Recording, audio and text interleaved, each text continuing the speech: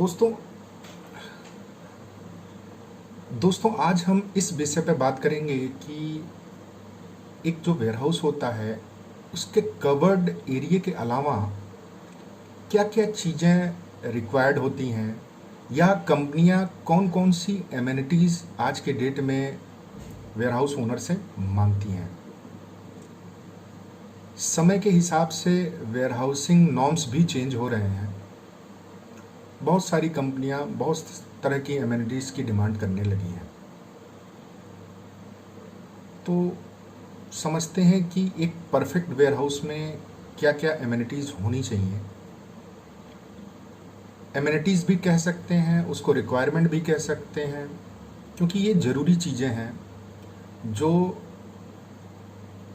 Operation को flexible बनाती हैं किसी भी लॉजिस्टिक कंपनी को या किसी भी जो कंपनी स्टोर कर रही है वेयरहाउस में गुड्स।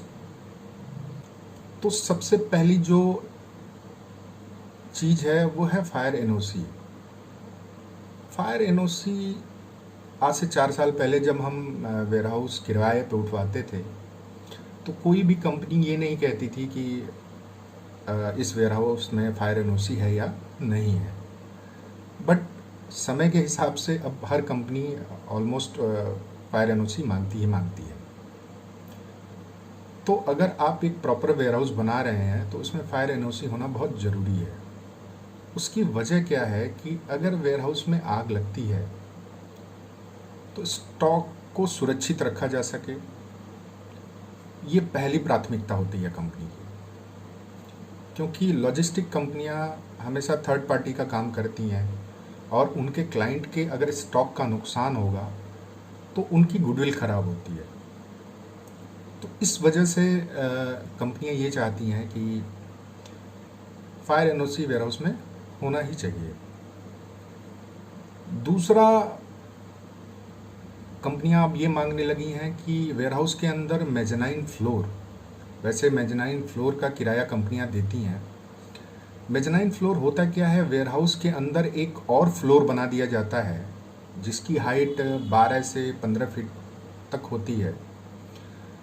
उसके ऊपर कंपनियां अब अपना ऑफिस बनाती हैं। इससे फ़ायदा ये होता है, एक तो नीचे का स्पेस वो यूज कर सकती हैं और दूसरा पूरे वेयरहाउस को उनको वहाँ से व्यू मिलता है। तो मेजनाइन फ्लोर भी एक बहुत इम्पॉर्टेंट चीज़ हो गई है आज के डेट में, जो कंपनियां डिमांड करने लगी हैं। छतों पे टर्बो वेंटिलेटर या टर्बो फैन लगते हैं।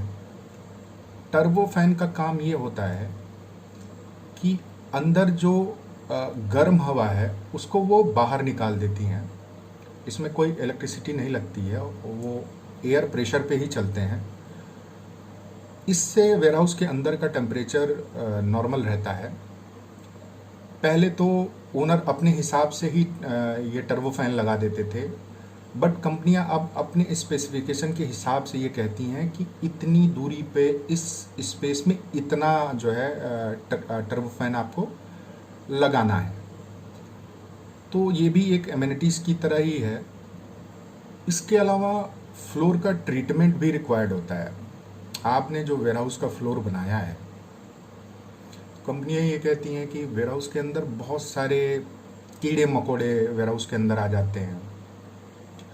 फ्लोर का ट्रीटमेंट जो होता है उससे क्या होता है, वेयरहाउस के अंदर कॉकरोच, चूहे या इस तरह की चीज़ें अंदर नहीं आ पाती हैं। वो एक तरह का केमिकल फ्लोर में डाला जाता है, जिसकी वजह से अगर चूहे और कॉकरोच वेयरहाउस के अंदर आते हैं तो वो भाग जाती हैं। उसकी स्मेल ऐसी होती है, वो कुछ केमिकल ऐसा मिला होता है उसमें। पेस्ट कंट्रोल कंपनियों का काम ये होता है कि वो वेयरहाउस का ट्रीटमेंट करती हैं जिसमें वो कीड़े मकोड़े नहीं आते हैं। तो ये भी कंपनियां आज की डेट में वेयरहाउस ओनर से डिमांड करने लगी हैं कि आप अपने फ्लोर का ट्रीटमेंट कराएं। वॉशरूम बहुत इम्पॉर्टेंट चीज़ है और इसको समझने की ज़रूरत है। वॉशरूम आपको 2 तरह का वॉशरूम बनाना होता है।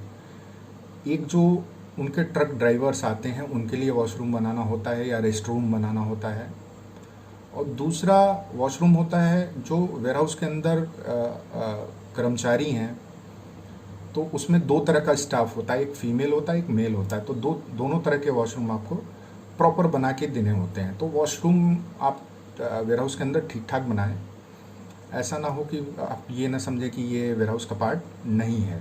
तो ये भी एक एमिनिटीज़ में ही आता है। नॉर्मल इलेक्ट्रिसिटी कनेक्शन जो होता है एक वेयर हाउस के अंदर, वो 10 किलोवाट से लेके 20 किलोवाट तक का होता है। अगर 20 किलोवाट से ज़्यादा का कनेक्शन अगर कोई कंपनी मांगती है तो उसका अप्रूवल ऊपर से होता है। तो ये ध्यान रखिए कि कंपनियां जो भी होती हैं वो अपने हिसाब से वो लोड डिसाइड करती हैं, अपने वर्किंग स्टाइल के हिसाब से लोड डिसाइड करती हैं।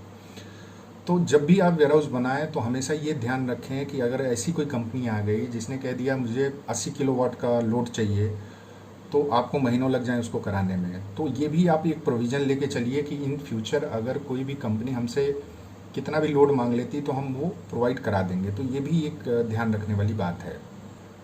वेयर हाउस में कैनोपी का बड़ा इंपॉर्टेंट रोल है। कंपनियां ये चाहती हैं कि कैनोपी का मतलब ये हुआ कि जहाँ डॉक होता है वहाँ पे एक ऐसी कैनोपी दी जाए, एक ऐसी छतरी दी जाए जिसके नीचे अगर हमारा ट्रक खड़ा हो तो बारिश की वजह से उनका स्टॉक खराब ना हो या धूप की वजह से कोई चीज़ें खराब ना हो। तो वो कंपनियां 7 से लेकर 10 फीट तक की कैनोपी मांगती हैं वेयर हाउस के चारों तरफ। कुछ लोग वेयर हाउस के चारों तरफ बना के देते हैं, कुछ लोग डॉक के ऊपर ही बना के देते हैं। तो जिस तरह की रिक्वायरमेंट है उसका भी प्रोविज़न होना चाहिए। या जब आप ये वेयर हाउस बनवाएं तो उस फैब्रिकेटर को ज़रूर बताएं कि भैया इसमें कैनोपी मुझे चाहिए ही चाहिए, वो कॉस्ट में वो इंक्लूड करें। इससे क्या होता है, वेयर हाउस का एक तरह से फीचर बढ़ जाता है। आप ये कह सकते हैं कि सर हमने तो वेयर हाउस के चारों तरफ कैनोपी दी है, आप चारों तरफ ट्रक खड़ी कर सकते हैं और बारिश के मौसम में आपका स्टॉक भीगेगा नहीं। पावर बैकअप के लिए डीजी सेट का प्लेटफॉर्म भी वेयर हाउस के बाहर पार्किंग एरिया के आसपास का प्रोविज़न आपको करना चाहिए पहले से ही, क्योंकि पावर अगर कट होती है तो कंपनियां अपना पावर बैकअप का वो अपना डीजी सेट रखती हैं। डीजी सेट के लिए भी आपको परमिशन लेनी पड़ती है इलेक्ट्रिसिटी डिपार्टमेंट से, वहाँ भी आपको एक फ़ीस जमा करनी पड़ती है। तो इसका भी प्रोविज़न आपको करना चाहिए। तो ये रही दोस्तों वेयर हाउस में कवर्ड एरिया के अलावा क्या क्या एमिनिटीज़ रिक्वायर्ड होती हैं और कंपनियां क्या क्या एमिनिटीज़ आज के डेट में मांग रही हैं।